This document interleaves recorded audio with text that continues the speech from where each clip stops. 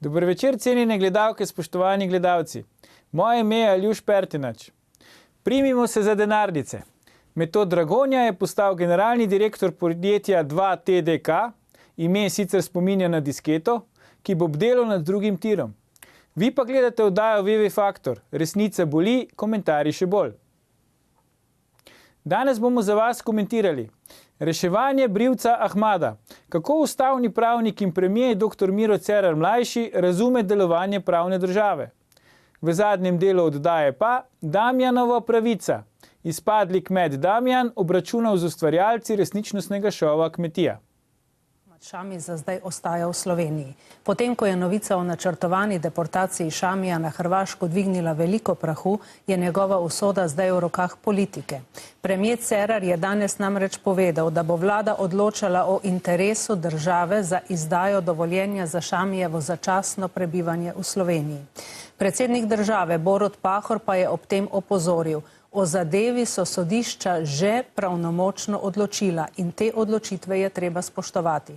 Vsakršna drugačna odločitev pa mora biti prepričljivo utemeljena, da ne ustvarja precedenčnega primera. Predsednik republike ne molči. Borut Pahor verzija 2.0 bo očitno drugačen predsednik. Ali je reagiral na javno pismo glavne in odgovorne urednice Pop TV, objavljeno v ponedeljek, ali bolj verjetno na včerajšnji prislovično zajedljiv tweet predsednika SDS Janše, ni znano. Kaj nam država sporoča s primerom sirskega brivca in ali je predsednik vlade Cerar res zrel za ustavno obtožbo, bomo komentirali z našimi rutiniranima komentatorjema, odvetnico Lucijo Šikovec-Ušaj in magistrom Bernardom Brščičem. Oba toplo pozdravljam. Pozdravljam. Lucija, Bernard, gremo kar na prvo žogo, kot se za našo oddajo spodobi. Si premijer Cerar zasluži ustavno obtožbo? Ja, mislim, si jo je že prej zaslužil, zdaj si jo pa tudi uresničitev te ustavne obtožbe zasluži. Kdaj konkretno si jo je prej zaslužil po tvoje, Lucija? Vsekakor takrat, ko je, zdaj se moram sicer spomniti, ampak ko je bila že poskušana ustavna obtožba, tale moment mi je ušlo to iz spomina. Ok, boš se mogoče kasneje spomnila. Zakaj si pa v tem primeru zdaj zasluži ustavno obtožbo? Tokratno ravnanje, ki je sveže, a ne, kaže na... že tudi za begunci, takrat sem mislila, ko je prepustil prehod beguncev oziroma ilegalcev preko državne meje. To je bilo zrelo za ustavno obtožbo. Ilegalni prehod meje je kaznivo dejanje po našem kazenskem zakoniku in nobena uredba, nobena ne more tega enostavno negirati. Razumem. Isto je sedaj, mislim, toliko bolj, kako bi rekla, eklatanten primer je pa tokrat, ko je dejansko rekel, da naj bi bila v interesu Slovenije nespoštovanje sodbe Vrhovnega sodišča in to, da se zadrži v Sloveniji nek brivec, sirski brivec. Oprostite, jaz ne verjamem, da gre za nekega navadnega brivca, ki je v takem interesu Slovenije in vlade te države, da bo kršilo vse načela pravne države in pač odločalo mimo Vrhovnega sodišča. O tem je pa tudi ustavno sodišče že reklo svoje, ko je zavrglo ustavno pritožbo. Ja, veš kaj je, Lucija, po mojem problem, ti nimaš brade, ne? Mi, ki imamo brado... Ja, ampak čakaj, tudi ženske imamo brivce. Ja, on pa sploh, Miro Cerar ima rad brivce, to vemo. Ker je naša oddaja na sporedu dokaj zgodaj zvečer, ne, o ženskih brivcih mogoče ne bi v tej oddaji. Bernard, kaj ti praviš glede ustavne obtožbe predsednika vlade? 2 leti prepozna, dejansko si jo je zaslužil takrat, ko je prepustil nadzor državne meje stihiji invazije muslimanskih migrantov. Opozoril bi, da je med temi bilo kar nekaj teroristov, ki so zagrešili umore v Franciji, v Nemčiji, posilstva v Nemčiji. Skratka, opustil je dolžno ravnanje.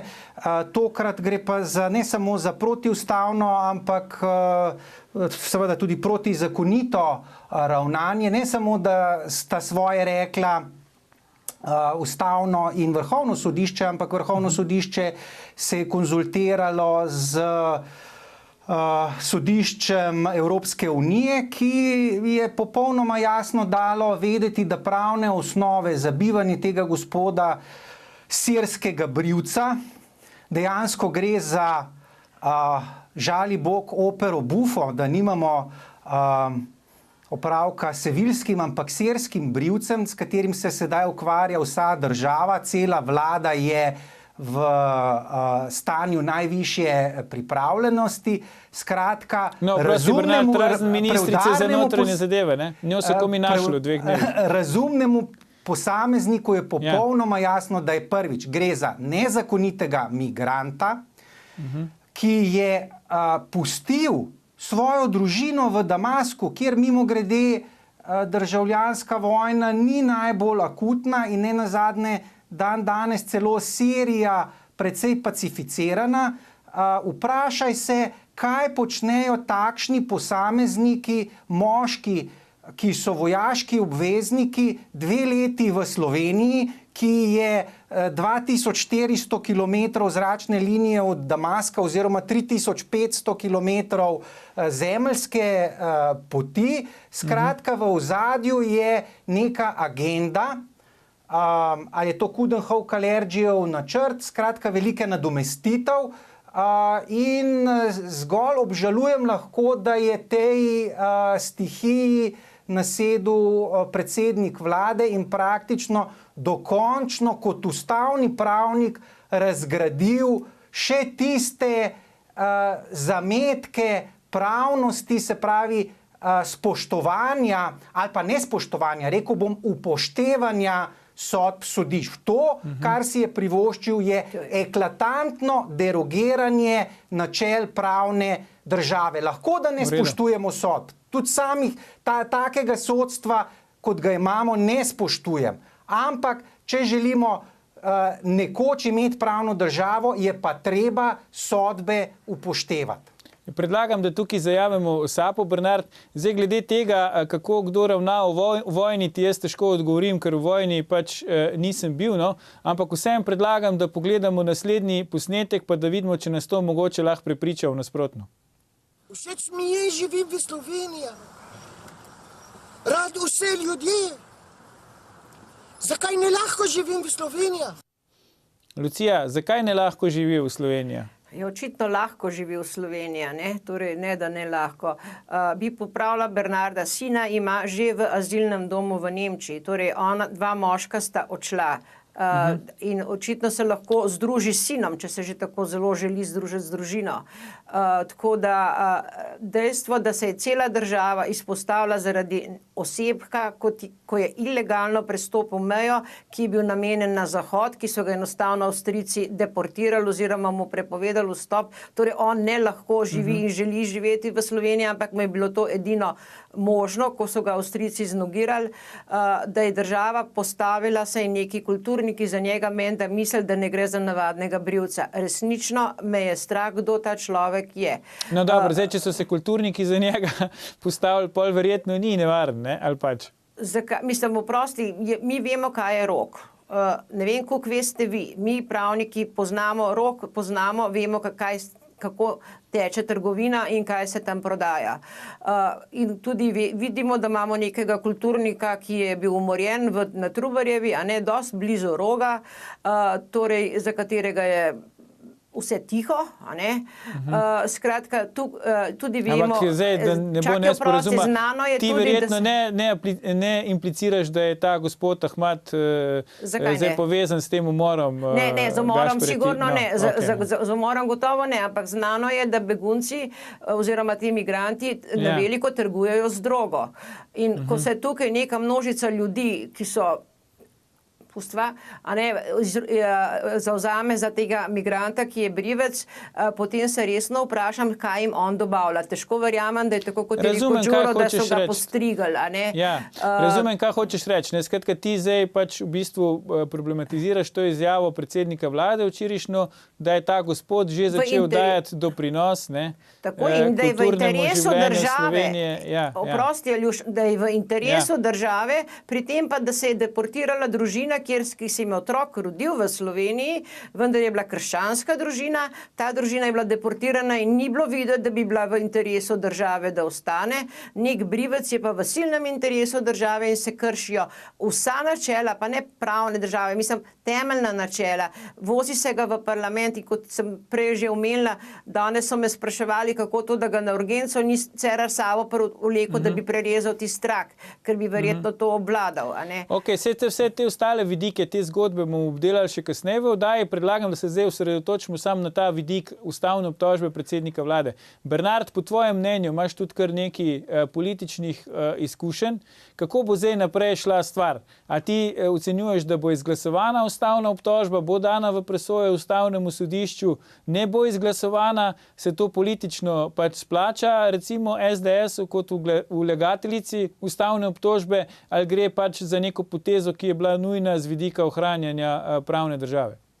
Mislim, da je higiena v državi zahteva ta korak, da gre za legitimen instrument parlamentarizma. To absolutno, v tem noben ne dvomi. Mislim, da je upravičena. Zdaj, ali je strateško oportuna ali ne, bi sam težko sodil. Jaz mislim, da vkolikor se opozicija ne bi posluževala teh tudi skrajnih ukrepov, ampak opozoril bi, da gre za skrajno dejanje suspenza pravne države, načel vladavine prava, ki si ga je privoščil Miro Cerar, in je to najmanj, kar ostane opoziciji. Sem pa prepričan, da 46 glasov v parlamentu, ki so potrebni za izglasovanje oziroma za začetek postopka pred ustavnim sodiščem, ne bo. Tudi, če bi se to po čudežu zgodilo, pa ob trenutni sestavi ustavnega sodišča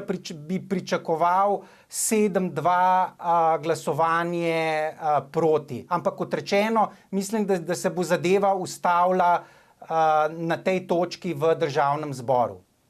Ampak kako bo, Lucija, Bernard, kako bo debata o tem recimo v Državnem zboru? Saj do tega bomo gotovo prišli, ne glede na rezultat glasovanja. Kje mislite, da se bojo lomila kopja? Zdaj, tisti, ki problematizirajo pač to ravnanje vlade, ki je v vsakem primeru, milo rečeno, pač nenavadno, če zelo mil izraz uporabim, in ostalih, ki so bili v to vpleteni, če pustimo pravne implikacije za kasneje, ki bodo o tem tudi pravniki nekaj povedali.